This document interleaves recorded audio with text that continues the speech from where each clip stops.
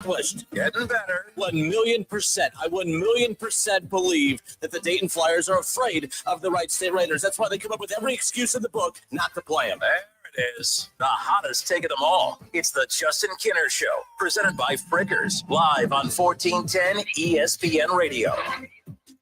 All right, everybody, we welcome you in live here on a Tuesday. I'm Justin Kinner, the Justin Kinner Show, presented by Frickers. Frickers, your home for fun, food, sports, and spirits. Again, happy Tuesday. A lot to get into. Yes, more fallout from the Joe Burrow injury that, of course, will keep the Bengals without their starting quarterback for, at the very least, 3 months. I let my opinion be known yesterday. I don't think we see Joe Burrow again the rest of this season. I don't understand why we would. Everyone out there could say, well, if the Bengals could just hang around, there's a chance he could come back. And I threw this question out yesterday, and we're going to talk about it with Jason Fitz coming up here around the corner with Yahoo Sports. Kev's going to pop in with us shortly as well, and we'll both have Fitzy on. But my thing is, Joe Burrow last year threw for nearly 5,000 yards, 45 touchdowns, completed almost 70% of his passes. He literally did it all last year. They won 9 games above 500, but they still missed the playoffs. And every issue that this Bengals team had a year ago still exists. Every strength that this team had a year ago still exists, minus, one important factor being the quarterback. If Joe Burrow couldn't make the playoffs with no run game, no defense, and no offensive line, I don't know, man. I'm not comfortable saying that Jake Browning could do it. Now, with that being said, who is Jake Browning? We all know who Jake Browning is. He obviously has bailed the Bengals out of a few tough situations in recent years when they've been without Joe Burrow. Jake Browning 2 years ago, Joe Burrow goes out in week 11. Jake Browning comes in, and take a look here again. Jake Browning in 7 career starts. He has a 4-3 record. He averages 266 yards, almost 267 yards a game. And he has a touchdown interception ratio of 11-7. So, I mean, as we sit here right now, or not really a ratio, but he's thrown 11 touchdowns to only 7 interceptions. The bottom line is what stands out to me, and it's a very basic number. I get it, but the 266 yards per game, that's a very simple, basic number and stat to go off of. But what I like about that is that the offensive flow doesn't stop. The flow of the game doesn't stop. The reason I find this transition from Joe Burrow to Jake Browning so interesting is because of the fact that, okay, Jake Browning is actually the perfect backup quarterback for Joe Burrow because you don't really have to change it up too much for who's replacing him. Jamar Chase is still the number one focus. Like this could be a strength, but it's also a weakness. This is why the run game has to be such a factor for this team moving forward, and I don't think that it can be. A lot of you are big Chase Brown fans. I'm not. I don't think this team stinks at running the football. They've stunk at running the football for years, and a lot of you have continued to say, well, it's not that they stink at the run game. They just don't prioritize it. So of course they're going to be ranked at the bottom every year. Stop. If this team had a balanced run game to balance out the offense with Jake Browning, which is something they technically did have 2 years ago, you had Joe Mixon, you had a good run game, a solid run game a couple years ago to balance it out. My fear for Jake Browning now in 2025 is, yes, you have T, yes, you have Jamar, but you don't have a run game. You guys may like Chase Brown, and I said this yesterday, kind of rubbed some of you the wrong way. I don't care. I've never seen a fan base brag more about a running back in a run game that has consistently ranked at the bottom as much as the Bengals have. Chase Brown will give you an exciting play here or there, but he is not a constant, reliable force in the run game. And I would feel better about Jake Browning replacing Joe Burrow if they had a run game to balance this out with. Everyone right away went into panic mode yesterday. What quarterbacks could the Bengals look at? And by the way, Joe Burrow officially on the IR. They made that announcement today. No surprise there. Out at least 3 months, as we know. But as we sit here right now, I look at this situation that the Bengals are in, and everyone right away, man, what quarterback can they get? And I kind of fell for it too. I was throwing out, look, I think that the Bengals, I think a more exciting quarterback for the Cincinnati Bengals would be a Jameis Winston. I've seen Jameis Winston put up stupid numbers with way less talented wide receivers than what the Bengals have. Can you imagine? I think the guy could throw for close to 5,000 yards. Little exaggeration, but not really. But I think that was the wrong approach yesterday. The Bengals need to sit back and try to decide, okay, what are we trying to accomplish this season now that Joe Burrow's out? Because there's a lot of different directions that this franchise can go in. There's the one option that I think you guys aren't going to like, and I think it's the best one. Caleb Downs. The best way to get Caleb Downs or the top offensive lineman in the draft or whatever, you need to be sitting at the top as best you can. I get that you as a fan base want this team to compete for the playoffs, but let me ask you, as silly as this sounds, and it's a weird question, making the playoffs does what for you? Making the playoffs does what for this organization? It almost hurts this organization.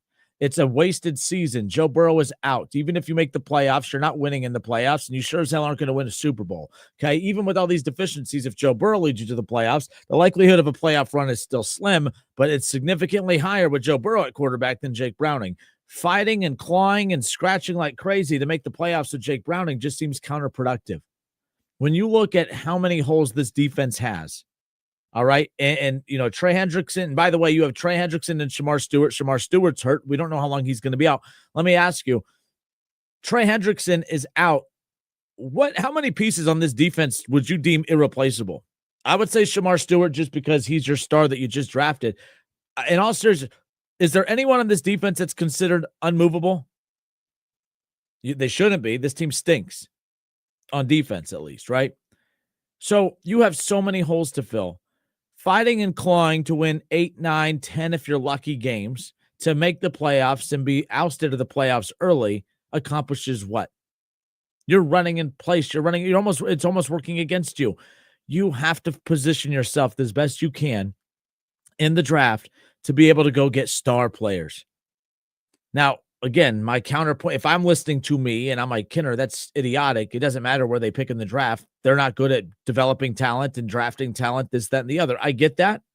I have to believe that Al Golden is going to be a difference maker. I don't think that he is going to be, but I have to believe it because they just signed him, and that's the guy that they felt most comfortable with.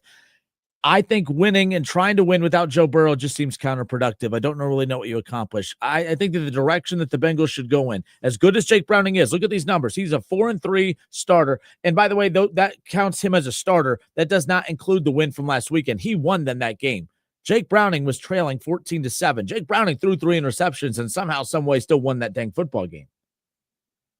So Jake Browning is good enough to go win you some football games. Is he good enough to win you a lot? I don't know. But this idea that we're going to go out there, we being the Bengals, are going to go out there and try to put this team in position to make the playoffs.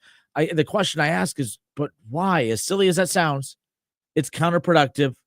You're going to work like crazy to win 9 games, to pick anywhere between 17th and 20th in the draft after all the elite defensive players and offensive linemen have been picked through already. I just don't see it. I don't see why that makes sense for this team. And what I think makes sense for this team, Jake Browning's your quarterback. You can't run the football. You can't protect the quarterback. Your defense stinks. You have a lot of holes to fill on that defense. You brought Trey Hendrickson back to go all in one more time with Joe Burrow, Jamar Chase, T. Higgins. That's no longer going to happen. If I'm the Bengals, and maybe I'm speaking out of turn here, and maybe I need to pay attention to what the clauses are in this contract, but I would dangle Trey Hendrickson out there yesterday. I would dangle Trey Hendrickson out there. You re-sign Trey Hendrickson just because the pressure that your quarterback put on you. Your quarterback, like 50% of the time he's been in Cincinnati, is not available for you. So at this point, you need to move on from Trey Hendrickson. I would not move him. When I said move him yesterday, I would have made up my mind to move him yesterday. I sit back and wait. I keep an eye on the playoff picture. Which team is going to be the most desperate to make a big splash move to get an elite pass rusher like Trey Hendrickson and go from there. But this is all about resetting. You can't protect the quarterback. You can't run the football, and your defense stinks. To me, it seems counterproductive to try to go win football games without the guy that's actually going to lead you to the Super Bowl if you're fortunate enough to even get to the playoffs. I don't know. I like Jake Browning, but and I would feel differently too if this team had a run game that they could like lean on. If they could just say, okay, we're a big explosive offense that feeds Jamar Chase and T. Higgins, but we got to go away from that and lean into the run game. I would feel better about the Bengals' chances because if you could lean into the run game, and I think it was Troy. Troy, I hope you're doing well. Thank you for tuning in. Troy on the Justin Kinner Show Facebook page. He messaged in the show and brings up a good point. He goes, the running game would also help the defense stay off the field. If the Bengals had an elite run game, I think that they could, I honestly believe that they would be able to lean into that, less explosive plays through the air, lean into the run game, eat clock throughout the game, and then, of course, keep that defense off the field. And now you're in position to go take control of games and possibly win those. But they can't do that. You can't run the football. They're not going to be able to control the clock. If you have to drop back and pass and try to carry on as is, you're not going to be able to protect Jake Browning. And then what? Sean Clifford? Mike White? I mean, what do we got here? To me, the Bengals just give up. As silly as that sounds, trying to win is pointless. You can't run, you can't defend, you can't block. I don't understand the purpose of trying to go out there and win football games. Damon Hahn, hope you're doing well. Damon Hahn says, my only argument is that you play to win games. I understand the need to rebuild, but I hate not going all out to win. Going all out to win what, though, Damon? Realistically, and I see your point, because that's why I kept saying, I know this sounds weird. The reason I said I know it sounds weird is because we are taught that you play to win the game. Hello, right? Like, we've all heard that quote, that clip before. But, and again, this goes back to my original point for years and years now. I hate that in sports we incentivize losing. If we did not incentivize losing with giving the worst teams the best players, I would be having a completely different tune. I would be with you, Damon. Telling a team to lose on purpose is kind of stupid. But the Bengals, who have so many deficiencies, they don't, outside of Shamar Stewart, there is not one player on that defense that you can confidently tell me, oh no, the Bengals, they can't move on from him. As far as I'm concerned, the Bengals head into next season with only one defensive player on the roster. You know what I mean. I know there'll be more. My point is, there's only one player I deem immovable on that Bengals defense, and Shamar Stewart, because I think he has promise. But the rest, that's how many holes you have to fill in that defense. And trying to win 8, 9, 10 games just to pick in the middle of the draft. And again, if you needed a quarterback, it's different. But you need offensive linemen. Those are going to be taken high. Defensive players will be taken high. You have no chance for Caleb Downs. And I think it's silly to miss out on a generational talent like Caleb Downs because you wanted to win 8, 9 games. I get what you're saying, Damon. I'm not even saying you're wrong. I'm probably wrong in this one. I just feel it's counterproductive to go out there and try to muster up a season that you're without Joe Burrow. Now, I will say this. If this was week 12 and the Bengals had won 8, 9 games already and you still had a month to go and you wanted to try to go win 2 more to get into the playoffs, I'm all for it. But it's week 3 now. We're heading into week 3. It's officially week 3. And you're realistically, let me put it this way. If we were coming into the season, if Joe Burrow didn't exist and this roster is the same exact roster and Jake Browning is your guy, are we really talking about playoffs and big picture? No, we're talking about what do the Bengals need to do to position themselves to draft a quarterback. I like Jake Browning, but his role is to be a backup. It's as simple as that. And to be a backup means to come in situational plays and quarters and games throughout the season, not play the season. And that's what they're doing with Jake Browning right now. We'll see what ultimately happens, by the way. But I'm Justin Kinner. It's the Justin Kinner Show presented by Frickers. Frickers, your home for fun, food, sports, and spirits. Jason Fitz from Yahoo Sports, he'll hang out with us coming up here shortly. Like I said, I'm conflicted on the Bengals. If this was a midseason injury, a later in the season injury, I'm all for continuing the fight. I just feel like you need I think the football gods are telling you something. Continuing to run this same bad roster out every year, even though it does include Burrow, Jamar, and T, it's not working. It's not working. You can't protect the quarterback. You can't run the football, and you can't stop the run or stop the pass. This is a bad team. And trying to win 8, 9 games to worsen your draft stock, to miss out on Caleb Downs and some others when you can you imagine, like, let's say Shamar Stewart does, he's built like Myles Garrett. Imagine if he turns in just half of what Myles Garrett is, and then you have a Caleb Downs kind of, being the leader out on the, on the field defensively. The future's now as bright on the defensive side of the ball as what it is on the offensive side of the ball. But to give that up because you want to try and be eliminated in the wild card round of the playoffs versus just already settling for a top draft pick. This team needs draft picks, and that's why you need to move on from Trey Hendrickson as well. Nonetheless. All right, good stuff. I'm Justin Kinner. It's the Justin Kinner Show presented by Frickers. Let's step away for a few moments. We'll talk about this football situation.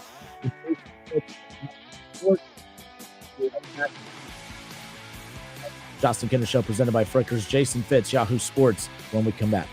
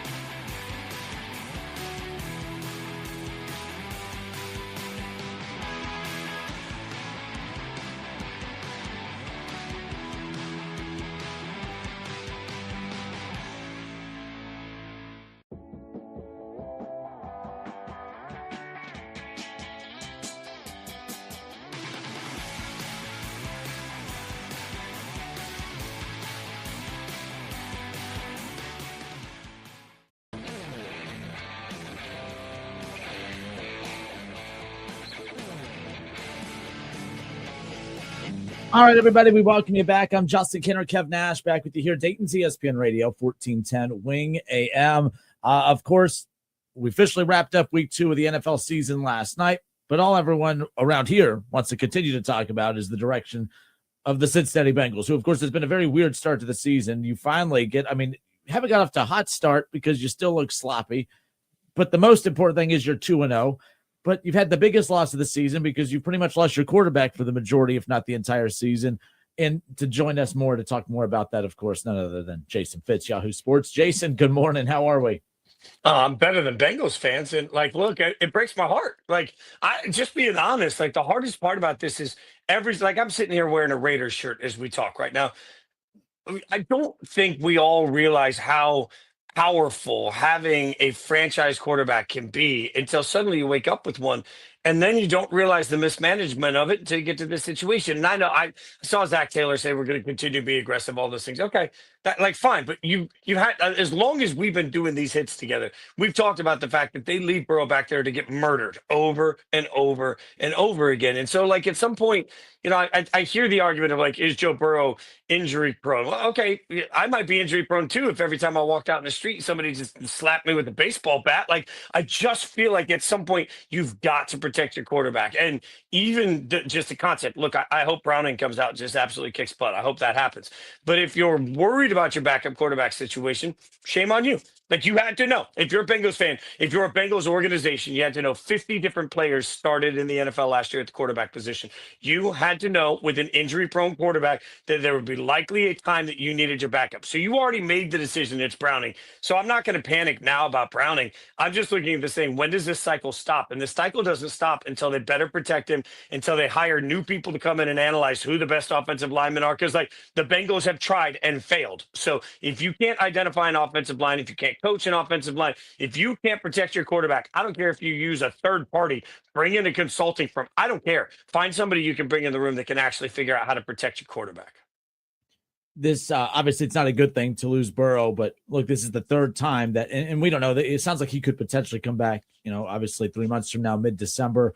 If they're out of it, it's do you even risk bringing him back for those final games anyways, with the way things are, especially if this O-line gets any worse moving forward. But I guess the question I have for you about this Bengals team is it's not a good thing what happened, but could this be okay, this is the turning point. Now we got to change our whole direction as far as how we put this roster together. It shouldn't have come to this to begin with, but could this be a silver lining that, okay, it finally gets that front office's attention? I mean, maybe the silver lining is much like when he missed a season and all of a sudden Jamar ends up a Bengal. Maybe the silver lining is you're going to be in such a good draft position, you'll have your choice of the first offensive lineman. But then, I guess my counter to that is who's picking that offensive lineman. So, yeah, could it be a wake-up call for the organization? Sure. But shame on you for getting to this point and needing a wake-up call. Kenner, how just absolutely devastating is it for everybody, the 53 that are on that roster, season ticket holders, the ushers that work in the stadiums, concession salespeople, the trickle down economics impact of not protecting your quarterback is substantial. So yeah, is it a wake up call? I mean, it should be, but how many other wake up calls should there have been? I feel like at this point, it's lost. And the problem is when you have a franchise saver at the quarterback, you cannot rely on him to always be a franchise saver. We've seen that year in, year out with the Bengals. I think we're seeing a little of that right now with the Chiefs. So how much you putting on these guys to make him Superman? And I'm tired of watching the Superman movie where he gets his butt kicked the whole time and then miraculously tries to win at the end. It's not supposed to work that way. It's supposed to work the way it does for the Ravens and the Bills, who you feel like every year have a shot at a championship. Let's talk about blame pie with this, because I hear so much about oh man, it's the offensive line's fault, it's the organization's fault. I'm from the standpoint of absolutely it's their fault, but also I believe that Joe Burrow plays a role in this as well from style of play. Big Ben got banged for this during his heyday. He was always hurt because he would hang onto the ball. He would do these crazy things in the pocket, wait to get dragged down. I view Joe Burrow the very similar situation where he waits to the last second because he's looking for the home run pass. Some of the blame goes on to coach Zach Taylor because of the plays that he's dialing up. So where do you go down with the whole blame pie situation? I think that there's some blame pie to go to Burrow on this for holding the ball the way you said. Just like last night, I think when we were all watching Monday Night Football, and for anyone that saw Baker Mayfield, particularly in the fourth quarter, all my friends were like, "Oh my God, that's quarterback I want out there, like just risking everything for a first down." And I'm thinking, hell no. Like, at what point do we just realize that the one position that will absolutely destroy your season is losing your starting quarterback? I no longer want to live in a world where we see quarterbacks strive for an extra yard. I want to see quarterbacks do what Justin Herbert did. Like the number of times Justin Herbert was running the football last night and just gave himself up 4 yards early. Why? Because Justin Herbert doesn't want to get hit by Max Crosby. I don't blame him. Like the Chargers season will be nothing without Justin Herbert. I think more quarterbacks need to learn from that mindset. Like we need to stop as a society even pushing this like, oh, toughness at the quarterback position. I don't need toughness at the quarterback position. I need availability at the quarterback position. And without availability, you got nothing. So, what would we rather see? A tough Joe Burrow hang in there to take that extra second, or Joe Burrow just fling the ball out of bounds and not take the hit at all? I think we all know the answer to that today. Jason Fitz, Yahoo Sports. With the blame pie thing. First of all, Joe Burrow's it's not his fault he got hurt, but the direction I went into on yesterday's show was that first of all, I feel horrible that he's hurt. Now that I need to put that disclaimer out there, but just to put it out there. But where I'm going with this is I don't feel bad for Joe Burrow with his offensive line and with the defensive issues and the run game issues, because my big thing that I got a lot of heat for last year at the Super Bowl or during the Super Bowl was when he did his media tour. And I said, he's asking for all of the wrong things. He's demanding that you have 2 number 1 wide receivers, demanding, to get a Mike Gesicki and others. And I'm just like, but like, you didn't miss the playoffs because, of that, like Noah Fant. They had Noah Fant. You didn't miss the playoffs last year because you didn't have Noah Fant. You missed the playoffs because you had Noah defense. Like, so I sit here and I'm like, at the end of the day, Joe Burrow, you have the power. Everything he asked for, he got. Everything he asked for. He knows he's getting hit hard. Why is he not using that power for good to get that offensive line buttoned up? The team listens, and he just, I feel like, is asking for the wrong things. And maybe he's not. Maybe the front office needs to say, hey, I know what you're asking for and want, but we got to make the decisions for our team, not you. That's why I have a hard time sitting here saying, hey, Burrow, I know you're getting hit a lot. I know your defense stinks, but I don't feel bad for you because you're not ever emphasizing those points of the issues when you have a chance with that mic in front of you. I'm going to steal this point from you because it's an important one. As you were talking, I keep thinking about, okay, I think we could all say without hesitation the top 3 quarterbacks in the AFC right now, in no particular order, are Patrick Mahomes, Josh Allen, and Lamar Jackson, right? When have you ever heard any of the 3 of them? Now, Patrick Mahomes was deserted at the playmaker position. When have we ever heard him go to the mic and be like, they got to get me receivers? Josh Allen was deserted at the playmaker position. And even when most of us thought they downgraded at wide receiver, I've interviewed Josh at this point probably a dozen times. Every time I've tried to pin him in on, like, don't you want receiver help? His answer has been, man, I'm just excited about the guys we have. And we're, the way our offense is built, the next man up, we're all going to be just fine. Even the Ravens, like the Ravens went through a period where they needed some wide receiver help. Did we ever hear Lamar just pounding the table? So it is funny to me that the 3 best quarterbacks and at least the 2 most complete teams in the AFC and the Bills and Ravens, I don't remember ever hearing their quarterbacks use that as a moment to say, go out and get me weapons. And, it's interesting because Joe Burrow is Joe Burrow. Like he's the quarterback and he's got friends and he wants to throw the ball and all of these things. But also politely and respectfully, I don't really care. Like I need to build the best 53. And that's the hardest part. I think part of the way we cover the sport creates this, but like we stopped looking at the best 53 in the NFL and we focus so much on the best quarterback. So then it's like, well, we got the quarterback. Now what do we do? Wow. Now, well, okay. You still got to have the best 53 around that quarterback if you want to have any shot at beating. Like that, if I continue to die on the hill this year, that games are decided in the margins between like teams. So if I think if you ask yourself the question of can the 53, like all 53 of the Bengals compare to all 53 of the Ravens, all 53 of the Bills, your answer of where your team actually lies gets a lot simpler. Instead of looking for every quarterback to be a cheat code that solves everything, like if you want to make great cupcakes, you got to have great frosting and great cake, right? Like they don't have all of that. So as much as Bengals fans are sitting here lamenting what their season looks like without Joe Burrow, I think what you really got to do is organizationally ask yourself, if you were going into a kitchen filled with the ingredients of the Bills, the ingredients of the Ravens, even the ingredients of the Chiefs versus the ingredients of the Bengals, who you got? I think the answer to that is pretty clear. Switching over to the Cleveland Browns, they lose to the Ravens 41-17. Where do the Browns go from here? Down. The Ravens are just so. The Ravens are great, and the Ravens came into that game angry, so I don't take a lot from that. But this is sort of what you had to know you were signing up for. And I hear Myles Garrett come out and say, this is disgusting. It's got to be better. All these things.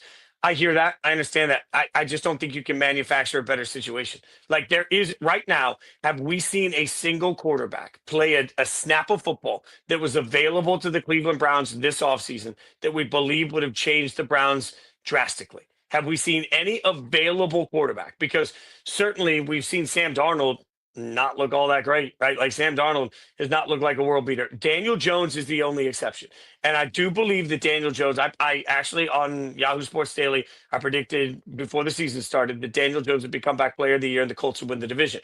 That's because he's a perfect fit for Shane Steichen's offense. Steichen likes that mobile quarterback that's sort of like going to give me the wish version of Josh Allen or Jalen Hurts. And he's got that in Daniel Jones. I think that's a perfect marriage. So I'll acquiesce to Daniel Jones, but I don't think Daniel Jones is system proof. I think Daniel Jones is in a perfect system. All the rest of them, like, do we really believe that the Browns would be winning more games with Geno right now? I don't know. After the 3 interception game we saw last night, I think Geno's better than Joe. But are any of these long-term answers where you're like, we solved the quarterbacks? Like the problem is you wake up one day and you don't have a quarterback on a roster that's pretty good, but you need some help, and you don't have the quarterback, and everybody says, well, go get one. Oh, okay. Who do you want me? Yeah, and I think it's the where. Like when you specifically drill people down and say, okay, what transaction should have been made that would have made the Browns a playoff team this year? I don't think there's an answer to that. Once you accept that, then you're like, okay, I get it. We're not going to be a very good football team most weeks. Jason Fitz, Yahoo Sports, with that last thing on the Browns on the way, because I know that they're not good right now, obviously. But what's the purpose of throwing out Joe Flacco every week? Like you have 2 rookies. That was the big drama, was the fact that they took 2 rookies in the draft. And I get going with Flacco, as we talked last week, that if they feel like they have a playoff caliber team or a competitive team, I get why you go with Joe Flacco, but they're not going anywhere with Joe Flacco at this point. I mean, what's the point of continuing to throw him out there? At some point, you need to know what you have with, of course, Dylan Gabriel, with Shedeur Sanders.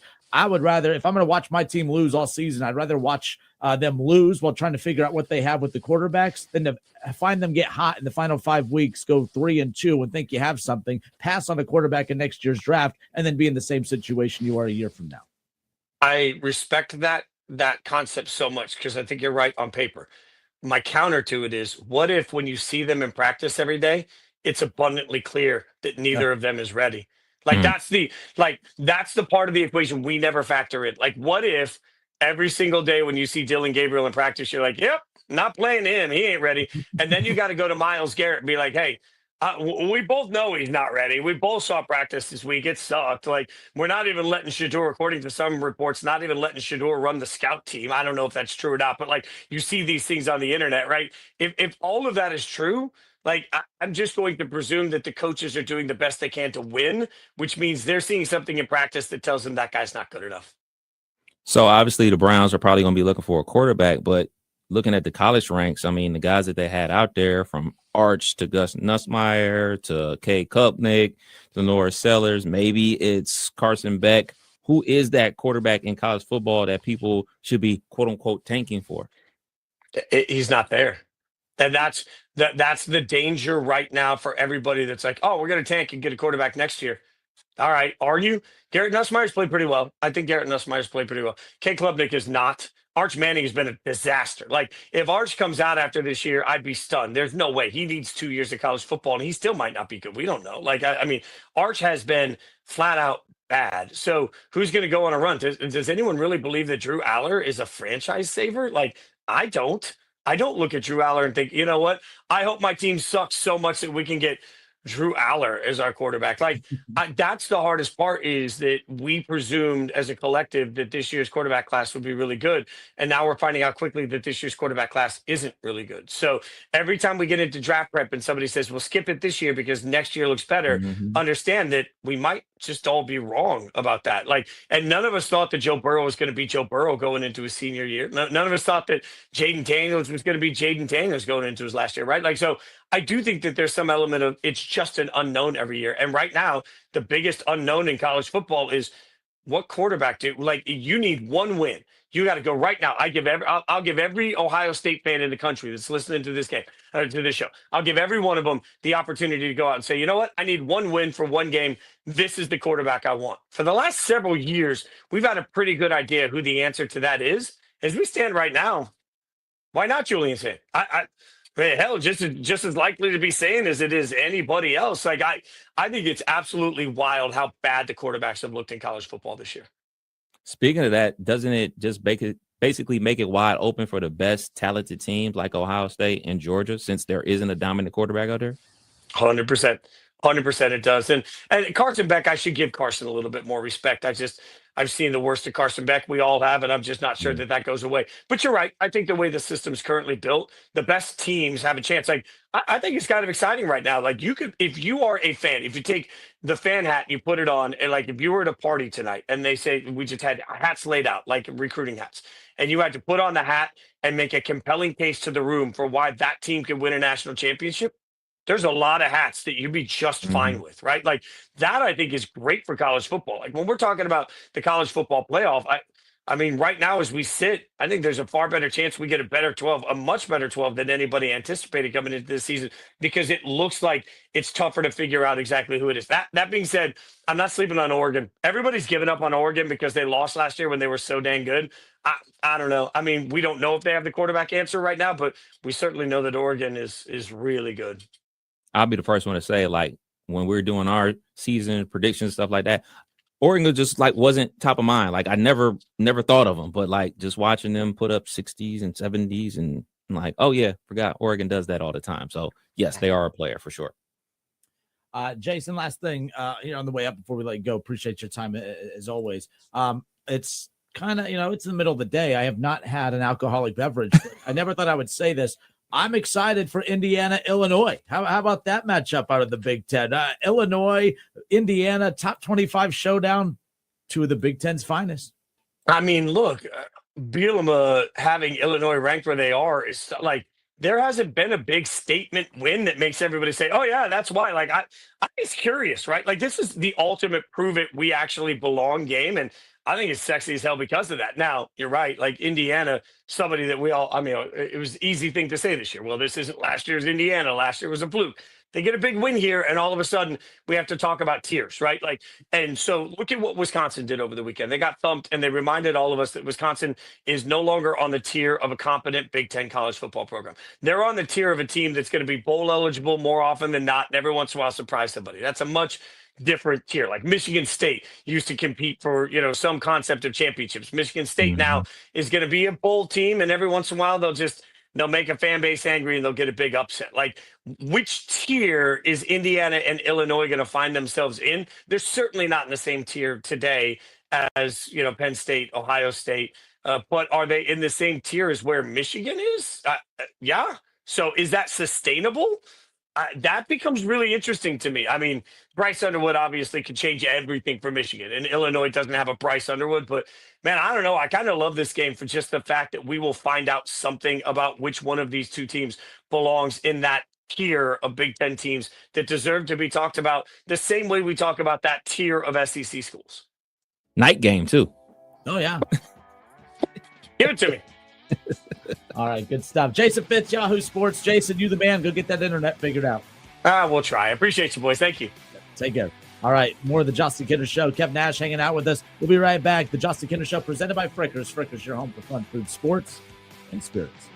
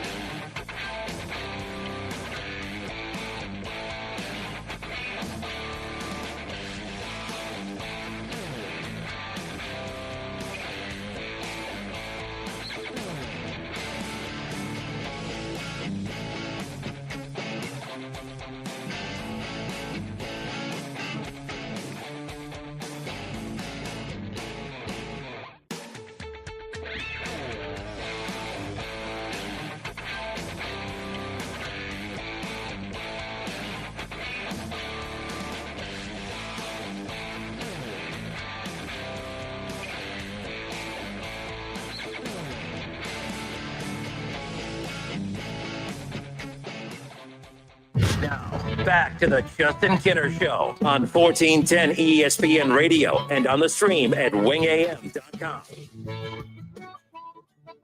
All right, everybody, we welcome you back. I'm Justin Kinner with you here, Dayton's ESPN Radio, 1410 Wing AM. Ron Howard brings up, shout out to Ron. Thank you for listening, Ron. Ron Howard brings up the fact that there are multiple starting quarterbacks out early in the season. J.J. McCarthy, Joe Burrow, Jaden Daniels. I feel like I'm missing another obvious one in there. This morning I was listening to ESPN Radio. They're talking about the fact that, if you're a quarterback, that your name starts with the letter J, probably not a good thing right now. But it was J.J. McCarthy, Joe Burrow, Jaden Daniels, and who am I missing? Help me out, Ron. Who's the other quarterback that's hurt right now? I'm probably missing an obvious one, but nonetheless. As we sit here right now, obviously all the talk has been about Joe Burrow. Brock Purdy's one too, but that's not a J, Ron. But yes, I mean, the list is it's quite a long list of quarterbacks already hurt as we sit here heading into week 3. And like I said, we opened up the show and, so much is made about Burrow. I spent a lot of time on the Burrow side yesterday. I'm not really worried about the Burrow thing anymore because Justin Fields. Thank you, William. I appreciate you coming in the clutch right there. So, yeah, J.J. McCarthy, Joe Burrow, Jaden Daniels, and Justin Fields. Brock Purdy in that list as well. So just a lot of quarterbacks banged up early on. It's looked like September football. It's been pretty ugly. But we can sit here and talk about Joe Burrow and the future of the Bengals with Joe Burrow. But the bottom line is the one thing that we do know is that the Bengals and Joe Burrow will not be a tandem for at least the next 3 months. So the only thing we can talk about is, well, what do the Bengals look like for the next 3 months? Well, what we do know is that for the next 3 months, the Bengals are going to have this guy running their offense. Yesterday, right off the bat, we started going into the scenarios of, well, who could the Bengals start to target to go improve the QB room? My thing is this: you're not going to get much better than Jake Browning. And if they continue to run the offense the way that they do, as if Joe Burrow's back there, they're going to lose a lot of games. I know they were able to come back and beat Jacksonville. That's fine. That's not going to happen often. I mean, you won a game throwing 3 interceptions. You're not going to win. Try throwing 3 picks in another game and see if you win. You're not going to win. That's not me hating. It's just the reality of it. I think we can admit that the Bengals are the worst team in football right now. I think you look at both their wins, and they just did some things in there that, I mean, they didn't. The Browns dominated them in week 1, and the Bengals won. Your quarterback gets hurt. Your franchise quarterback gets hurt early in that game. Your backup comes in, throws 3 interceptions while trailing, and somehow you still win while your defense stinks. I mean, my goodness. And that's not me like watering this down and trying to take anything away from them. Guys, like the way that they've won these games, it's completely different than last year where they were right there. They were just finding ways to lose games. They're finding ways to win it. Can they find ways to continue winning moving forward? Possibly. I'm not going to bet money on that. I'm not going to go that route. Jake Browning, 4-3, averaging 266 yards a game, 11 touchdowns to 7 interceptions. Okay, that 4-3 record does not include the win from this past weekend because he technically didn't start, but my goodness, what a performance from Browning, good and bad. I said yesterday the mistake that they made was that we as fans made was going right into what quarterback can they go get. It shouldn't have been about what quarterback that they should go get. It needs to be what can they do to improve this run game. If they have any chance at all at winning football games moving forward, it's going to come down to the run game. All right? Like, it's as simple as that. If they can't run the football, they're not going to win anything, and they need to run the football. They need to lean into the run more than to lean into the Jamar Chase, T. Higgins. I think the fact that they have become so infatuated with Jamar Chase and T. Higgins, it's what's got them in this problem to begin with. The front office and Joe Burrow so obsessed with Jamar Chase and T. Higgins that they haven't allocated enough money into that offensive line. They haven't prioritized the running backs. Their defense is just atrocious. They are so obsessed with those 2 wide receivers that it has been at the detriment of the makeup of the rest of the roster. That needs to stop, and it needs to stop now. You look at the Philadelphia Eagles. Okay, and it's tough to be the Philadelphia Eagles, but they also have a quarterback that has no ego, unlike the Bengals. They also are a well-run organization, unlike the Bengals. They have, obviously, 2 very good wide receivers in A.J. Brown and Devontae Smith, who would love to be getting the targets and the looks and the numbers that Jamar Chase and T. Higgins get, but because they sacrifice their individual stats and their role in the team for the sake of the team, That's why they're Super Bowl champions. That's why they're the best team in football, because they have a quarterback that many people say, well, okay, they have a quarterback that's not very good. That's why he, barely throws for over 100 yards, had multiple games last year where he threw for under 200. Guys, we've seen their quarterback and Jalen Hurts go out there and average close to 300 yards a game before while winning football games. Now we've also seen them win the Super Bowl while he barely throws for over 200 yards a game, and they go out and they win a Super Bowl. Like, the bottom line is the reason that the Eagles are so good is because they're balanced and they lean into the run, even at the expense of the pass game. You have Devontae Smith and A.J. Brown, and yet you continue to take opportunities away from them to lean into the run. That's what you got to do. I mean, if you were to say, imagine, could the Bengals beat the Kansas City Chiefs if Joe Burrow just throws for 100 yards? No, there's no way. The Eagles did it because they have a run game. The Bengals are one-dimensional. I think that the one bright spot about this Joe Burrow injury could be a shift in direction of how the Cincinnati Bengals are going to run their offense, build their roster. I hope they learn their lesson. And I don't know how you unlearn it, because financially you've already dove into the deep end, and I don't know how you unravel that. But they have so many holes on defense. They have to lean into the run game. If you lean into the run game, it keeps your horrible defense off the field as well. Being balanced is going to be key moving forward, and this team just has too many holes. But I don't know how you do it. I don't know who's out there and available, for a trade or this, that, the other. I'm not going to pretend to act like I know the running back market right now and see what's out there. But they have to do a full-on shift into leaning into the run game and stop acting like, oh, Joe Burrow's out, but we're just going to continue running the offense like Joe Burrow's out there. That's the problem. I mean, the fact that Jake Browning was even in position to throw 3 interceptions is crazy to me, because I think that you can't run it the same way that you do with Burrow out there. So we'll see what ultimately happens. But for me, the Bengals at this point, I think it's silly. And I said this to open up the show and got a lot of pushback from some Bengals fans. I think it's silly to try to go out there and win football games. You're winning at the detriment of your future, because I don't understand what you're trying to win this year. Well, Kenner, we're trying to win games. All right, you're going to try and go win games. You're going to win 8 and 9, be picking anywhere between 17th to 21st or 22nd in the draft. You desperately need O-line help. All the top O-linemen will be picked in the top 10. All the elite defensive players will be taken in the top 15. You don't need a quarterback. So it's like, even if you try to win and let's say you sneak your way into the playoffs, okay, that's great. Outside of Shamar Stewart, there's not one player on that defensive side of the ball that's worth keeping next year. And I say that knowing that Trey Hendrickson is the best player on the team right now, but we know he's not going to be a part of the Bengals in the future. So I say all of that to say this team has so many holes to fill that trying to compete to be an average team in an early knockout in the playoffs doesn't make any sense. You imagine if you get if Shamar Stewart, who's built like Myles Garrett, if you have Shamar Stewart, and he's a project, and he develops into a dominant pass rusher in the NFL, and then you get a Caleb Downs, this Joe Burrow injury might be there's a silver lining there. Now you have a dominant ball hawk that's leading the back end of your defense, and then you have a dominant pass rusher in Shamar Stewart. That's a great tandem to build around to try to get off the mat. Now you have just as much young talent that's bright for the future on the defensive side of the ball as you do on the offensive side. But I think going out there, like I said, going out there with Jake Browning, what are you actually trying to do? What is it that you are trying to accomplish right now with Joe Burrow out? You were a fringe playoff team to begin with Joe Burrow. Now you're without him. What are you trying to accomplish? I think the Bengals need to dangle Trey Hendrickson out there and see what kind of draft picks they can get, because I think this team has way too many holes to fill to do it on just your normal allotted 7 draft picks. Right? Like, you have 7 draft picks, 1 per round. We all know that the Bengals have struggled in the high rounds, much less, let's count on them making good picks in the back end. So technically, 7 draft picks, you have 3 opportunities technically to get those right. And you still have probably 6, 7 other spots on defense that you have to improve on.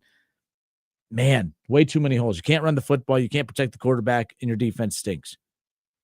Joe Burrow's out. You brought Trey Hendrickson back to do one more all-in season. I understood it, but it blew up. It's fine. Accept it. You're lucky that the Joe Burrow injury happened early in the season so that you could at least scan the market, see what you can get for Trey Hendrickson, get some draft picks back. and plan for next draft and plan for next season. You could turn it around quickly if you do it correctly. That's a conversation for later, but you got to start somewhere. All right, let's go to the comment section. Let's see who's in the chat. William Yelly says, no, the Eagles are great because of roster building. There's layers to it, no doubt about it. But I can't sit here and just say, well, the Bengals should just fold as a franchise because they can't draft and they can't develop. And they, when they do get good things, they ruin it, which basically is, I've just said the truth on everything. I'm with you, but they got to start somewhere. We saw when they draft, there was a 2-year stretch where they drafted really well. When you got your Joe Burrow, Jamar Chase, and your T. Higgins, and your Logan Wilsons, and you got your Evan McPhersons, and you got your dudes in there. The problem is they had back-to-back good drafts, and everything else has been complete failure. So I want to say I'm with you there. David Shaw, I want to argue, but I can't. Brown has 5th most rushing attempts in the NFL, but his yards per rush is almost last. I want them to lean into the run. I just don't know if they can.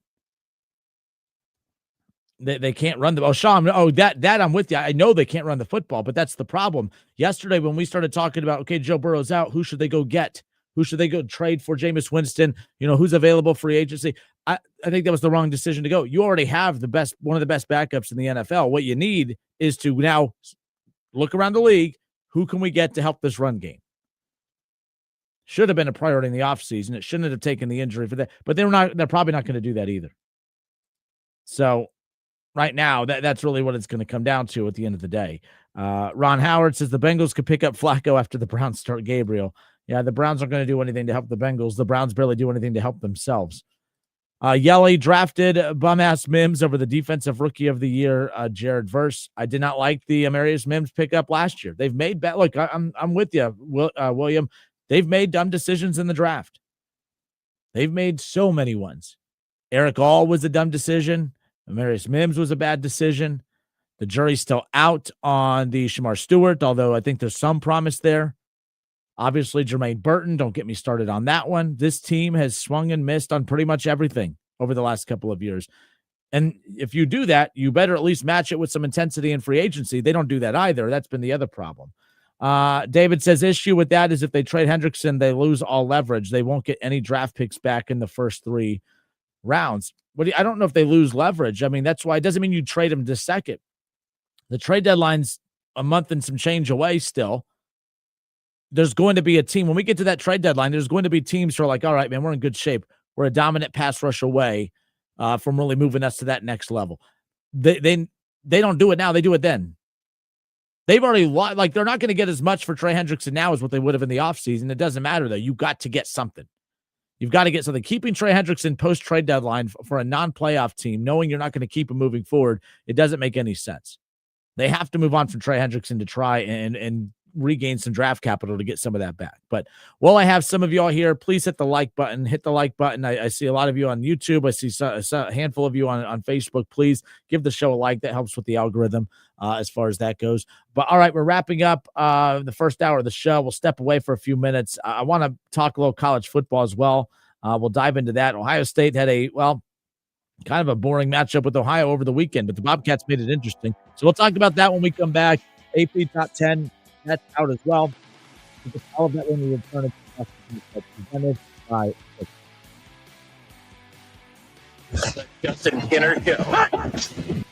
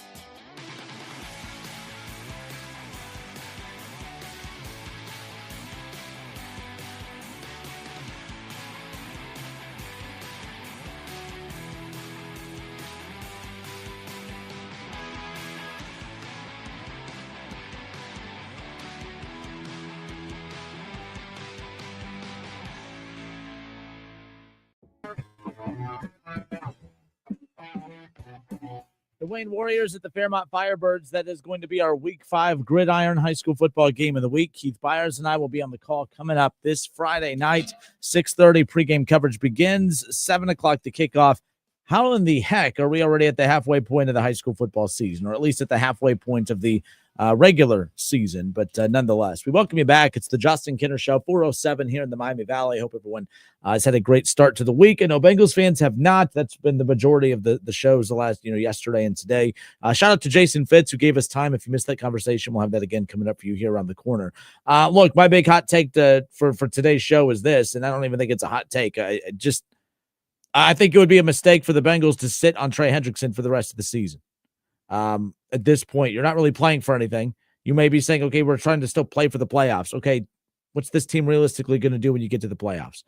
And is this team even really good enough to make the playoffs? I mean, I don't want to keep repeating myself, but they can't run the football. They can't protect the quarterback, and their defense is horrible. I'm sorry, even with Joe Burrow, that doesn't sound like a recipe for a playoff team. In fact, we know it's not, because we saw it last year, even with the quarterback throwing for 4,500 yards, completing 70% of his passes, throwing for 45 touchdowns, an MVP level season, the team still missed the playoffs. It's not a hot take. I think right now, when you have a defense as bad as the Cincinnati Bengals have, they have so many holes. They have so many needs, whether it's the offensive line, whether it's defense, whether it's the run game. They have way too many holes to just rely on the 7 draft picks that they have next year. I think that moving on from Trey Hendrickson by the deadline, I don't think you do it now. You sit back, you scour the league, and you wait for, you just got to sit back and wait for someone to jump. Shaw's biggest kickback to this in the chat is he said that they've lost all the leverage. All the other teams know the Bengals are desperate, but for a pick in the 4th or later, I don't see how that helps. I don't think that you understand. The Cleveland Browns had the wide receiver last year that led the NFL in drops and still got a 3rd rounder for him. And it wasn't because Amari Cooper was worth a 3rd rounder to the rest of the league. It's because the Bills were desperate for another wide receiver. They didn't want to give up a 3rd round pick. All right. They didn't want to give up a 3rd round pick for Amari Cooper, but they knew that was their best chance to get the best available wide receiver at that time. It's all about the situation. As of right now, does that situation exist? No. We don't really know what the playoff picture is going to look like, but as you get closer to that deadline, I think it would be foolish of the Cincinnati Bengals to not entertain that and to not aggressively pursue it. This team needs draft picks. The more draft picks that they can get, the better. And to say that they've lost all leverage, I think they don't have as much leverage as they did in the offseason, but at the same time, you got to think, look around the NFL right now, all right, and you look at some of these teams. We're only 2 weeks in, so I'm not going to put a whole lot of stock there, but if you're Buffalo, if you have a chance, and I don't think Cincinnati trades someone to Buffalo, but Buffalo, who, what if they just lean into their strength and say, hey, we're willing to give up a 3rd rounder to get Trey Hendrickson? You would be kind of silly not to, or a 2nd round. And by the way, it's not going to be 1 pick. Trey Hendrickson is he's up there with those upper pass rushers. I don't put him there, but again, the league does. He's that guy that's going to push someone over the edge. He's going to put someone, at that next level. The Indianapolis Colts, what if they bite the bullet? They could sit there and say, hey, we may be giving up a little more than we should to get Trey Hendrickson, but we know how dominant he is in Lou Anarumo's defense. Let's get him here. The Houston Texans, they have a very good defense as it is. They're starting to fall behind. What if they get desperate to move forward? There will be teams. The Chargers, are you kidding me? And then, of course, you look over to the NFC. You think that the Dallas Cowboys, who have a lot, by the way, the Dallas Cowboys have a ton of draft capital right now. To sit there and say, you could say, well, the Dallas Cowboys could just get Trey Hendrickson in the offseason. I don't think the Dallas Cowboys are in a position to wait and risk it. If you have a chance right now to get a Trey Hendrickson, if you're a team out there that needs it, you pull the trigger. The Lions could be one of those teams. The Tampa Bay Buccaneers could be one of those teams. Don't count out the Rams. So I completely disagree. People, I think that in the offseason, I think there is more of the markets are pretty tight in the offseason. You don't give up more than this for that type of player in the offseason. But everyone's situation is different. Guys become more desperate at the deadline. And I think that stuff matters at that point. So we'll see what happens. But I just think the Cincinnati Bengals truly need to entertain that when it's all said and done. All right. 937-518-1410. That's the number that you could text or call to jump in the conversation. I want to move over to college football. I want to get into that. We've spent a lot on the NFL right now. And Ron brings up a good point. The Bucs lose Kansas for the season last night. We'll see what, there's going to be. And by the way, that's just where we're at after 2 weeks. I'm not saying the Bengals trade him tomorrow. No, but just sit back and wait, because maybe the Bengals, who are already 2-0, maybe they go on, maybe by the deadline, they're 5-3 and they don't want to. I don't think that they will be. I think that this team's about to tailspin, but that's besides the point. You got to wait and see. The Bengals are going to wait and see to see where they're at the deadline, but they also would be foolish to just sit on him post trade deadline as well. Okay. Sorry, I got distracted. People texting me during the show. My bad. All right. Focus. My ADD is getting the best of me as we sit here right now. All right. So college football, Ohio State over the weekend, they take care of business over the Ohio Bobcats. Okay. And when that game started, the way Ohio State played that game, like you could tell, like that Grambling State game, they came out against Grambling State, like they could have just accidentally put 50 up on the board against Grambling State. I mean, that was such that matchup should have not have happened. That was a late addition to the schedule. They had to force that. There was we had Paul Keels on the show. Grambling State was a game that was added to the schedule because literally when that opened up, it was supposed to be UConn. Connecticut was supposed to play the Buckeyes in week 3 or week 2. They backed out of it. Ohio State immediately went into not panic mode, but into just trying to do everything they can to get a game that week. The only team in the entire country, the only college football program in the entire country that had last week's day open was Grambling. That's why they did that. Ohio, look, they put up some resistance against Ohio State, and, it is what it is. I don't like that, but we're seeing a lot of teams right now kind of get not pushed around, but given a little resistance against teams that shouldn't. The bottom line is if it's a bad game for Ohio State to still winning 37-9, I'll take it. I'll take it. Ohio, we knew they were going to be a competitive MAC team in regards to a team that you weren't just going to be able to bully over from the second that the ball's kicked off. Eventually, I think they had enough dudes to kind of match up with Ohio State from play to play here and there, but they don't have the depth, and we saw that. But good for Ohio. I mean, that's a team that's 1-2, 2 losses. I mean, that's a bad start from a record standpoint. But we watched this team hang in there with the Power 4 opponent in Rutgers. They beat a Power 4 opponent in West Virginia. And then, they go on and they, find themselves in a, one possession game at one point in the first half, well into the first half against Ohio State. And then they come out and they put a touchdown up on the board. I mean, it was 13-9 there for a second. Made everyone a little not nervous. I never thought that they were going to lose, but I'm like, come on, Ohio State, stop playing with your food and let's just get on with it. Whatever. I talked about this with Keith Byers and some other. The only thing you could take away, there was nothing that you could take away from that Grambling State game. At least what I liked about this Ohio game is that we could finally we're starting to be able to peel some stuff back, and we're starting to be able to get some takeaways. The one takeaway that I have the most after that game is Bo Jackson. For one, when you got a name like Bo Jackson, you have, if your last name is Jackson and you have a kid and you name him Bo and his name is Bo Jackson, you better hope like hell that he's successful in sports in some capacity, because sometimes I'm not a parent. All right. I probably won't ever be a parent, but I have to know. And luckily Kinner, there's no successful Kinners out there, so I don't have to worry about it. But if you have a name like Jackson as your last name and you name your kid Bo, you better sure as hell hope that he's a good athlete, because when you hear the name Bo Jackson, you just expect a name like Bo Jackson to be good.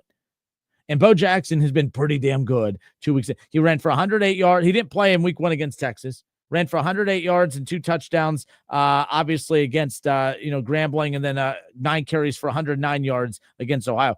He's their best back. I love James Peoples. CJ Donaldson's solid, but the bottom line is there's just something different about Bo Jackson. He just looks the part. He has a different burst. He has a different level. I'm all for it. We're starting to see the stars really start to align for this Ohio State team. We knew the names, but the stars. I give Julian Sand credit. He threw the ball 32 times. He completed 25 of those 32 pass attempts. He threw for 347 yards and 3 touchdowns. I am not, however, going to sit back and pretend like those 2 interceptions didn't happen. He threw an interception against Grambling State, and he threw 2 against Ohio.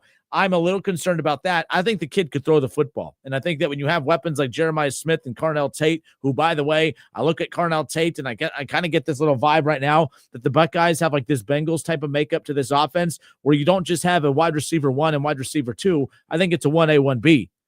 Jamar Chase is clearly better than T. Higgins, but T. Higgins is so good that you still give him enough respect to call him 1A and 1B. I think we're getting there with Jeremiah Smith and Carnell Tate. Carnell Tate is not as good as Jeremiah Smith, but Carnell Tate has been so good here early on that I really look at this as a 1A, 1B situation. Jeremiah Smith and Carnell Tate, they've been fantastic.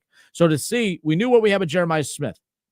You knew what you expected with Ennis and Carnell Tate coming in, but which one was going to kind of peel away? It's Jeremiah Smith and Carnell Tate. Bo Jackson's emerging as a star in the run game. The offensive line has been pretty solid. Julian Sayin, I think, is progressing exactly how I love that after that Texas game, they kind of handled him with kids' gloves, and they've been kind of opening it up more and more. I think that what we've seen from him the last 2 weeks with the addition of the bye week, and now we get to see him go make his first start on the road against Washington. I don't think you could have asked for a better September's worth of mixture of games and kickoff times and level of opponents. And yeah, Washington's a game that Ohio State should win. But I think Julian Sayin going on the road, it was announced yesterday, it's a 3:30 kickoff. I'm excited to see what Julian Sayin does on the road. I want to see what Bo Jackson does against a bigger team now. Was Bo Jackson just bullying Grambling State in Ohio, and now he's going to, kind of go back into hiding now? I don't know. But I'm excited to see the progression of this team. It's not often where you see our team win a national championship, lose a ton of guys to the NFL, and still get to see them remain the number one team the next year while replacing so many valuable pieces. And there's not a lot of number one teams overall. There's not a lot of teams who could be number one overall and still get the luxury of developing each week. Ohio State's the number one team in the country already, and I don't even think they're close to being a finished product yet. That's what I'm most excited about when it comes to Ohio State. Adam, I hope you're well. Adam says the success of the team was always dependent on how Julian did when it came to turnovers. Yeah, and this is why I remember Kev and I last year. Kev was super high on Will Howard. I was not initially. I said, look, Will Howard, he's okay. He's doing his job. He's getting the football out. He's getting it to the guy. He's distributing the ball. There's just something about him that I just wasn't sold on. And a lot of it had to do with he turned the ball over more than I liked early on. I didn't like the clock management mistake in the loss against Oregon, even though he threw for 300+ yards. He was phenomenal, right? But all I remembered was that I was not a Will Howard guy until we got later into the season. And then it really, when I say later into the season, guys, I mean not even the season. I mean the postseason. The Will Howard that exploded in the postseason, we could say, they won that because they won the national championship because of the defense. Ohio State won a national championship because of Will Howard. The defense for Ohio State, although it did get better throughout the year, Ohio State's defense was their strength pretty much all of last year. The only thing that changed in the postseason was the elevation of the quarterback position. Will Howard all of a sudden wasn't just throwing the ball to wide open receivers. He was fitting it into tight windows and leading that team down the field. The SEC defense of Tennessee didn't stand a chance against Will Howard. Same thing with Oregon, Oregon, the defending, they were the Big Ten champions, regular season and the Big Ten championship winner in the championship game. They were undefeated, the number one team in the country. They didn't have an answer for Will Howard. Texas didn't have an answer for Will Howard. Notre Dame, the best defense in college football, didn't. So it's all about the quarterback position. So, Adam, I'm with you on that. I'm with you about the success of the team was always going to be dependent on how Julian did when it came to turnovers. Will Howard had a lot of big games last year. The turnovers never haunted them because, they were blowing a lot of teams out last year. Julian saying these interceptions don't hurt us against teams like Grambling in Ohio. I'm not nervous about Washington. I'm excited. I really want to see. I think Washington, because this is the first time that these two teams will play as Big Ten opponents. I'm kind of curious, how are we viewing Washington? Because if Washington was a non-conference opponent, this would be the Buckeyes' premier non-conference matchup, and I'd be pretty excited for it. We can't – I know Washington is not like Oregon or anything like that right now, but, guys, I don't think we could put Washington – what category, I guess, would you put Washington in the Big Ten? Are you going to put them in that Iowa category where, okay, we're going to win, but that's a good enough program to give you a little resistance and make things ugly if you're not careful? Are we going to put them there? Are we going to put them in that category with Penn State where you're going to get a good swing from them, but you still got to play really, really good to beat them? Are we going to put them there? What category are we going to put Washington in? How do we view that?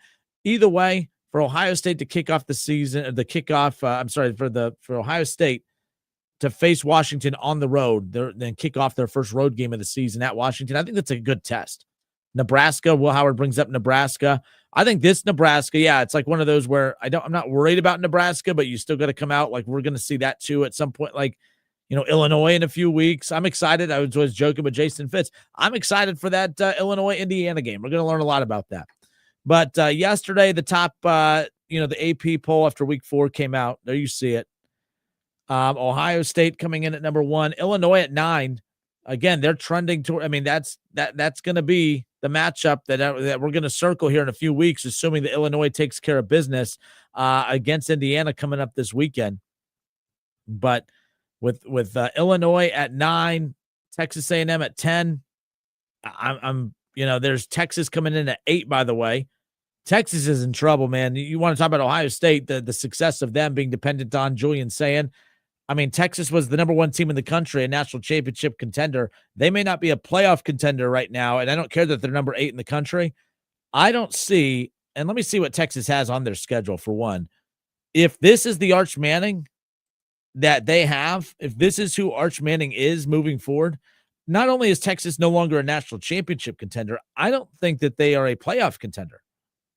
I mean, what's Arch Manning going to do? I mean, they got Arch Manning in Texas, so they're going to be at home against Sam Houston this coming up weekend.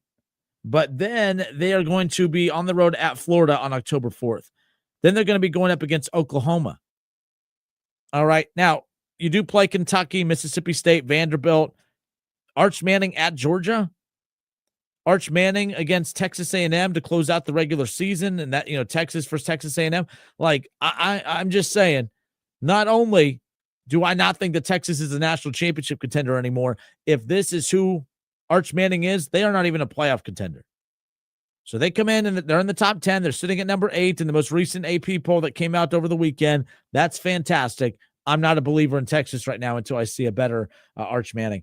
We were wondering with Julian saying how much would he have to do to keep up with Arch Manning? He outplayed Arch Manning in week 1, and he's been the better quarterback. Who would have thought coming into after all the offseason talk and the build up to Ohio State, Texas, that the entire time Ohio State actually had the better starting quarterback, and Ohio State's starting quarterback still has a lot to improve on.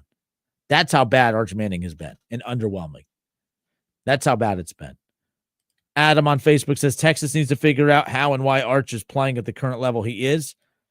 Guys, like, I'm here to tell you, like, I was waving that red flag last year about him because nobody was super high on Quinn Ewers. But everyone was so high on, man, Arch Manning's going to be a one and done to the NFL. If Arch Manning was that good and you were sitting him behind Quinn Ewers, that just means he's not that good. It just means he wasn't that good. But everyone said, no, they're just being patient, this, that, and the other. You're not risking losing a national championship if the better quarterback's sitting behind the worst quarterback. Quinn Ewers, who everyone was skeptical on, was the better quarterback last year. That's why. They weren't being patient with Arch Manning. Arch Manning wasn't ready. If you guys remember, so Texas and Georgia will play down the road in a month. Now, William says, I think Arch is hurt. Now, I haven't come across any article stating that. For his sake, I hope he is. And as a Browns fan, I hope he is too. I hope that Arch Manning truly is this generational quarterback that the Browns are going to be in position to draft, because as we just heard with Jason Fitz, there is no college quarterback that's going to go save the day for some sappy NFL franchise that's desperate for a quarterback. I mean, I might as well just go buy a Deshaun jersey and just accept the fact that that's going to be the quarterback again next year. I mean, my goodness, right? So maybe, William, maybe that's the case, but we'll see what happens. I don't know if that is the scenario at hand. It would make sense, but this could be one of the biggest flops in college football history. I don't know the last time a quarterback got so much hype and fell this, hard and flat compared to expectations. I don't know, but Ohio State's at 1, Penn State's 2, LSU coming in at 3, and then there you have it with Miami coming in at 4, Georgia at 5. And then Oregon, we talked about this with Jason Fitz. Oregon, they're just quiet. Everyone's watching Georgia after beating Tennessee. LSU got a big win over Clemson in week 1. Ohio State moved to number 1 because they beat Texas. Penn State's been hovering at 2 or 3, depending on whether it was the coaches poll or AP poll. Everyone's making noise. Florida State's roaring up the rankings because of the fact that they, of course, beat Alabama in week 1. And by the way, Alabama, I don't think is bad. I think Alabama's actually pretty damn good. That should tell you just how good this Florida State team is. I know you guys don't want to hear it. I don't actually work for ESPN. And everyone's like, oh, Kidder, you work for ESPN? No, it's fake ESPN. I work for an AM radio station in Dayton. I have no ties to ESPN outside of the fact that we're an ESPN affiliate. I'm just being honest. I don't do the whole SEC shtick. I think it's the more times than not, it's the best conference in football, but I just believe that. But that's besides the point. It has nothing to do with being indoctrinated by ESPN or whatever else you guys say. I think Alabama's pretty dang good. I think they looked bad in week 1, no doubt. That's the danger of going up against a bigger program like a Florida State right off the bat, although that should have been a safe one. But nonetheless, Florida State coming in at number 7. So my point is, everyone's talking about Ohio State's win over Texas. Everyone's talking about Penn State bringing back, of course, Drew Aller and the 2 NFL running backs and the majority of the starters on both sides of the ball. LSU beats Clemson early on in the season. Miami, they've been roaring up. They have some very impressive wins to start. Georgia just beat Tennessee. Right? Texas, they're still there in the top 10. Illinois, all right, they blew out Duke. They haven't played anybody, but they're blowing out all their opponents. And then there's Texas A&M, who's looked very solid. Everyone's talking about everyone in the top 10. And then there's Oregon, who they blew out Oklahoma State or whatever. They put 70 on them 2 weeks ago. They are bludgeoning teams. And they're just quietly hiding in the weeds a little bit, sitting in the, they don't want any of the attention on them. And Oregon's going to have a chance to make some noise. And when that happens, I think, everyone's focused on Ohio State, Penn State. Luckily, Ohio State doesn't have to run into Oregon possibly till the Big Ten championship game. But, Oregon's going to be they're going to be taking on Oregon State on the 20th coming up this weekend. And then on the 27th, what a big week, by the way, Ohio State against Washington, Oregon at Penn State. Oregon at Penn State. That is a massive Big Ten game coming up. And then Oregon, after playing at Penn State, they will be at home against, for the time being, top 25 Indiana. And then Oregon will not play another big game until they play USC at home. USC somehow just cracked the top 25 with the win over Purdue. Imagine beating Purdue to get into the top 25. The AP poll is so weird. And then they'll close out the season at Washington. So, again, Oregon, keep an eye on them. I'm fascinated by that. Keith Tolliver says next week should be the first week of the polls. So many teams ranked high, and they suck right now. Yeah, I mean, Keith, Notre Dame's in the top 25. They're the first team to ever crack the top 25 with a winless record. They're 0-2 and somehow in the top 25. I'm with you, Keith. I think the preseason poll is ridiculous. I don't think that a poll should come out at all until after the first month of the season. Everyone, we criticize the college football playoff, but to their credit, the college football playoff, as much heat as they get, to their credit, they at least wait until mid-October before they release that. Or, I'm sorry, not even October, November. Penn State will play at Ohio State on November 1st. And then I think it's that Tuesday. I know it's that week, and I believe it's that Tuesday that they put out the very first college football playoff rankings. That's how you do it. At the very least, the AP should wait a month. Because we're already 3 weeks in, and we already know. We have a good idea of who the good teams are and the bad teams are. You still need another couple weeks.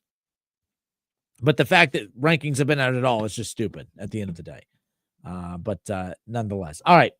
Justin Kenner with you here, 1410 ESPN Radio, 937-518-1410. That's the number to call and jump in on the conversation. We'll step away for a few moments. Week 4 of the high school football season wrapped up over the weekend. We'll give you our top 5 individual performances.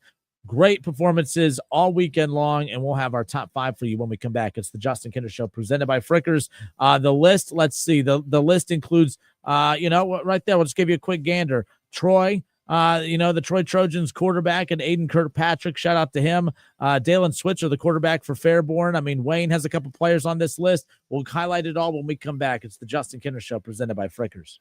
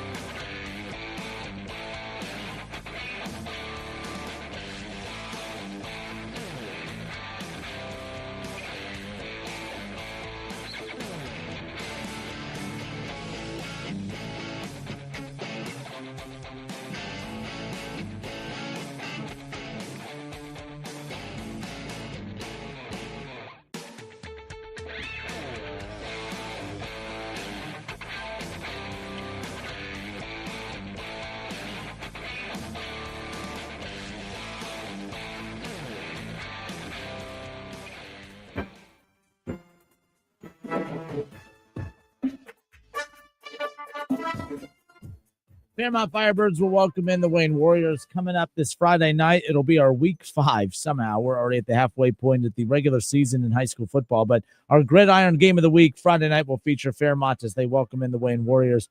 Fairmont gets their first win of the season this past Friday as they defeat Centerville's 20-17. And Wayne, they get a big win to improve to 2-2 overall, 1-0 in GWAC play as they were able to knock off Springboro this past Friday. They won 48-23.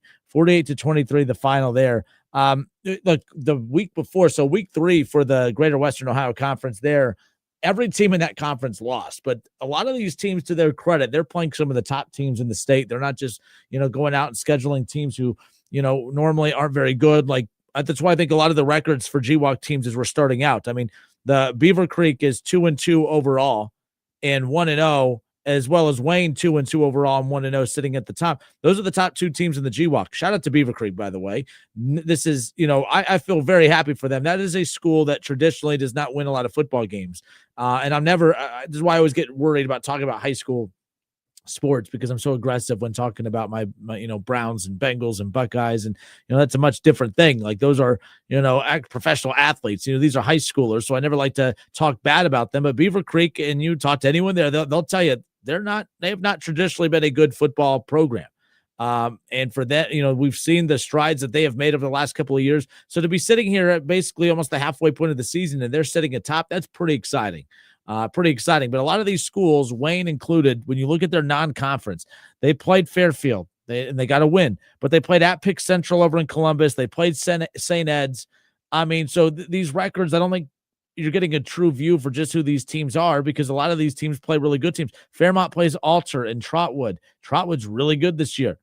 Fairmont, they're 1-3, but look, all 3 of their losses were by 1 point or 1 possession. They lost to Alter on the Scoop and Sawyer play in week 1 that they had a lead in with 40 seconds. Fairmont was winning over Alter with 40 seconds to go, and they lose that game. All right, they lose 22-21 in week 2 against Trotwood, and then they lose at LaSalle in week 3, 24-23. But you're 0-3, and it just sounds like you're a horrible team. And if you look at these games, you watch these games, no, Fairmont, not that you hang banners for this, but they were one of the best 0-3 teams in the state. So good for them. They countered and got a big win over Centerville in week 4, 20-17, the final in that one. How about Centerville, though? Centerville's 0-4, Northmont's 0-4, Miamisburg is 1-3. So again, Springboro's 2-2, but they're 0-1 in GWAC play, and then Springfield got off the mat. That's another one that's been playing a tough non-conference. They played at Wenton Woods. Walsh Jesuit, they lost to them in week 2. They lost to Trotwood 16-13 in week 3, but they got off the mat with a 37-0 shutout win against Miamisburg. So yeah, we call a lot of the GWAC games. That's why we spend a lot of time talking about them more than others. But as far as some of the other conferences, Southwestern Buckeye League, shout out to Brookville, 4-0 right now, along with Oakwood. Oakwood, I really like their quarterback. Big fan of what Oakwood has going on over there. We're going to highlight some of these top individual performances. A lot of really good players out of this conference as well. Valley View 3-1. They're 1-0 in SWBL play. 1-3, Middletown, Madison. Carlisle's 3-1 overall. Eaton and Waynesville both 1-3. Bellbrook 2-2, sitting atop the Southwestern Division right there. Ross 2-2, Edgewood and Monroe both 1-3, and Franklin still looking for their first win of the season. As far as the Miami Valley League is concerned, I saw Ron Howard. Ron Howard's tuned in right now. He was talking about Tip a little bit ago. Ron Howard said Tip is the real deal. They're complete. They are a complete team. Big fan of what they're doing right now. Tip is 4-0. They're 3-0 in MVL play right now. They're the only undefeated team as far as that's concerned in the Miami Valley League. Troy's 3-1. They are 3-0, however, in MVL play. Butler's 3-1, Greenville 2-2, and Piqua is 1-3. Fairborn, very excited for them. They're off to a very good start. That's another team that traditionally has not been a very good football school in recent years, obviously, but they're 3-1, 2-1 in MVL play, and they're sitting comfortably there at the top along with Xenia, both 3-1. Stebbins 2-2, Sydney and West Carrollton still looking for their first wins of the season as we head into the halfway point. As far as that goes, Baden 4-0, Alter 2-2 out of the GCL. Fenwick and McNicholas all 2-2. CJ who has been a very good school in recent years, just 0-4. They're still looking for their first win, nonetheless. All right. As far as highlighting some of the top individual performances is concerned, it's one of our favorite features that we do on the show every Monday, usually Monday, but with the Burrow news, it kind of trumped everything yesterday. But we like to highlight the top 5 individual performances from that week's week of high school football action. We'll start at number 5. I talked about Fairborn, who's off to a 3-1 start. Very good for the Skyhawks. Their quarterback had a great game this past Friday, in their win over Greenville. Dalen Switzer, shout out to him. He completed 8 of his 14 passes for 144 yards and 3 touchdowns. He had 1 touchdown pass through the first 3 games before erupting for 3 touchdowns against Greenville. Shout out to Fairborn Skyhawks quarterback Dalen Switzer for a great performance to help lead Fairborn to their 3rd win of the season. The Troy Trojans, their quarterback Aiden Kirkpatrick, he had 282 total yards on the night. He was 12 of 14 for 129 yards passing through the air, plus 143 yards rushing on the ground with 2 more touchdowns right there. Kirkpatrick completed this is what stood out to me with Troy Trojans quarterback. He completed 12 of 14 passes. Guys, 12 of his 14 passes that he completed were to 10 different wide receivers. I thought that was pretty cool. You're not locked in on one guy. You're spreading it around. You're getting everybody involved. I think that was a pretty cool stat line right there. Kirkpatrick, again, completing a pass to 10 different Trojan receivers, 10 of his 12 completions to 10 different receivers. So that was pretty cool. Shout out to Troy. They defeat Piqua 28-7 this past Friday night. Wayne Warriors, their quarterback, big fan of his, by the way, Kai Graham. He threw the ball 27 times, completing 17 of those for 318 yards and 3 touchdowns. Wayne gets off the mat. They get a big win in GWAC play. In their GWAC opener, they defeat Springboro 48-23. I'll skip up to number 1 quickly because I want to stay with Wayne. We highlight so many offensive players. A lot of the performances that we highlight always coming on the offensive side of the ball, that when I do come across an individual that's had a big defensive night, I love to highlight that. And as great as the quarterback was for Wayne and Kai Graham, I was equally as impressed with their defensive back and Sean Heisel. Guys, he had 2 interceptions and a pick 6, all right? Or one of those 2 interceptions was a pick 6. Wayne defeated Springboro 48-23, and Sean Heisel has 3 career interceptions, 2 of those, of course, coming in that one night, but it was a career night because he had 2 interceptions and his very first career pick 6. Shout out to Sean Heisel, who was all over the place on Friday night, and he helped, of course, spearhead that win over Springboro this past Friday. And then I want to give another shout out to the quarterback for the Beaver Creek Beavers. I talked about their 3-1 start. They're sitting right there at the top with Wayne atop the GWAC right now. Wayne and Beaver Creek but Wayne and Beaver Creek are both 2-2, but they're both 1-0 sitting atop the GWAC. So I want to give a shout out to Beaver Creek. But their quarterback in Calvin Svoboda, he had 12 carries for 134 yards and 3 touchdowns. Now, Beaver Creek didn't just beat Northmont. They shut out Northmont 34-0. And it's all because of their quarterback, who did not have to drop back to pass. That's what was weird about that stat line. We're talking about a quarterback, but it was what he did on the ground that carried the Beavers to a win over Northmont. Svoboda, again, 12 carries, 134 yards, and 3 touchdowns. And those are our Week 4 high school football top performers from our Gridiron games of the week throughout, each week's slate of high school football games. One more time, coming in at number 5, Fairborn Skyhawks quarterback Dylan Switzer, 8 of 14 through the air for 144 yards and 3 touchdowns. He had 1 passing touchdown heading into their Week 4 matchup against Greenville. 3 of his 4 touchdowns on the season coming in one night. A huge performance for Dylan Switzer. Shout out to him. Coming in at number 4, Troy Trojans quarterback Aiden Kirkpatrick, 282 total yards on the night. Through the air, he completed 12 of 14 passes for 129 yards. And then, of course, he was able to complement his attempts through the air with some plays on the ground, 143 yards rushing with 2 touchdowns. And the most unique stat line to me was the fact that of his 12 completed passes, he completed 12 passes to 10 different wide receivers, spreading the rock, getting everybody involved. Shout out to Aiden Kirkpatrick, quarterback for Troy. Wayne Warriors quarterback was impressive as well. 17-27 for 318 yards and 3 touchdowns in Wayne's defeat over Springboro 48-23. Beaver Creek Beavers, their quarterback comes in at number 2, and Calvin Svoboda, 12 carries. Okay, he ran the ball 12 times for 134 yards and 3 touchdowns on the ground. That's all Beaver Creek needed. They win 34-0 over Northmont. And coming in at number 1, we rarely highlight a defensive player, but that's how big of a night this individual had. Wayne Warriors defensive back Sean Heisel. He had 2 interceptions on the night, including a pick 6. It was his first career pick 6. In fact, he only had 1 interception coming in to that game in his career, and he had 2 of his 3 career interceptions in that same night. Huge performance from Sean Heisel. Shout out to him, and shout out to the Wayne Warriors on a big win over Springboro. All right, good stuff. I'm Justin Kinner. It's the Justin Kinner Show. We'll be right back. Right here on 1410